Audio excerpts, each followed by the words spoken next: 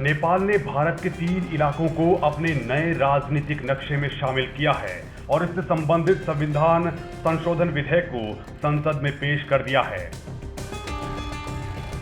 भारत ने इस पर सख्त नाराजगी जताई है और नेपाल को कड़ा संदेश देने के लिए अब नेपाल को चीन की ही चाल से घेरने की तैयारी कर ली है।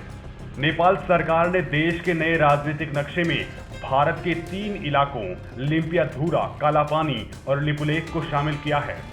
भारत का मानना है कि नेपाल इस बात को नजरअंदाज कर रहा है कि भारत और चीन के बीच हुए समझौते के मुताबिक लिपुलेख 1991 के बाद से ही दोनों देशों के बीच सीमा पर कारोबार का पॉइंट रहा है। नेपाल लिपुलेख पर अपना दावा कर रहा है। संसद से मुहर लगने की उम्मीद। दोनों देशों के बीच रिश्तों को पटरी पर लाने के लिए तेजी से राजनयिक प्रयास जारी हैं, लेकिन इस विधेयक को नेपाली संसद की मंजूरी मिलने की पूरी उम्मीद है। नेपाल के प्रमुख विपक्षी दल नेपाली कांग्रेस ने ही सबसे पहले लिपुलेख को भारत के नए नक्शे में शामिल करने का विरोध किया था। इसके बाद सत्तारूढ़ कम्युनिस्ट पार्टी ने भारत विरोधी राष्ट्रवाद को हवा देने के लिए इस पर सख्त रवैया अपनाया। नेपाल पर नजर रखने वालों का कहना है कि प्रधानमंत्री केपी शर्मा ओली की सरकार के इस कदम से दोनों देशों के लोगों के संबंध खराब हो सकते हैं।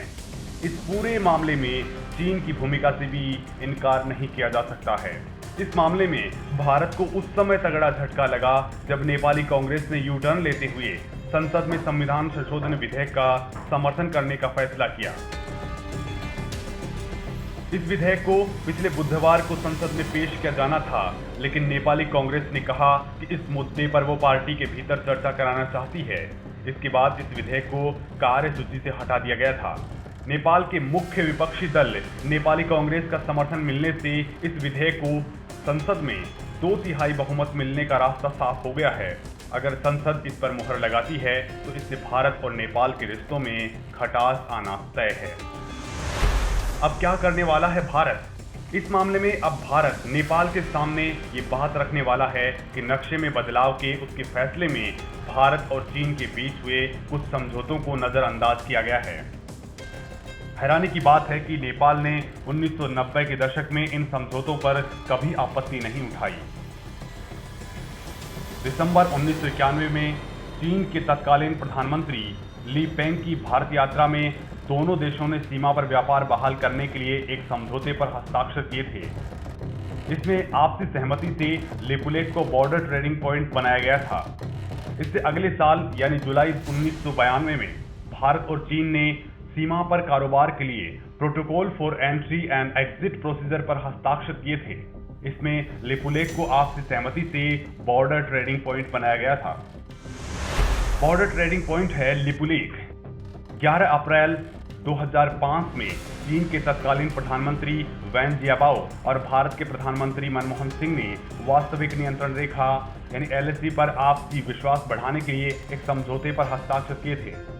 इसके आर्टिकल 5 में कहा गया कि दोनों देश बॉर्डर मीटिंग पॉइंट्स के मैकेनिज्म को बढ़ाने के लिए ईस्टर्न सेक्टर में किबिथु दमाई और मिडिल सेक्टर में लिपुलेख पास को इसमें शामिल करने के लिए सैद्धांतिक रूप से सहमत हैं।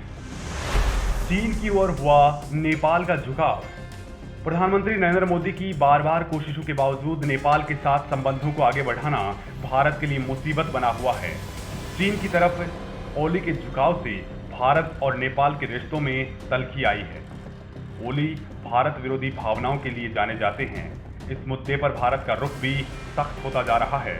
सूत्रों का यह भी कहना है कि शायद लिपुलेख सड़क का उद्घाटन इतने भव्य तरीके से नहीं किया जाना चाहिए था।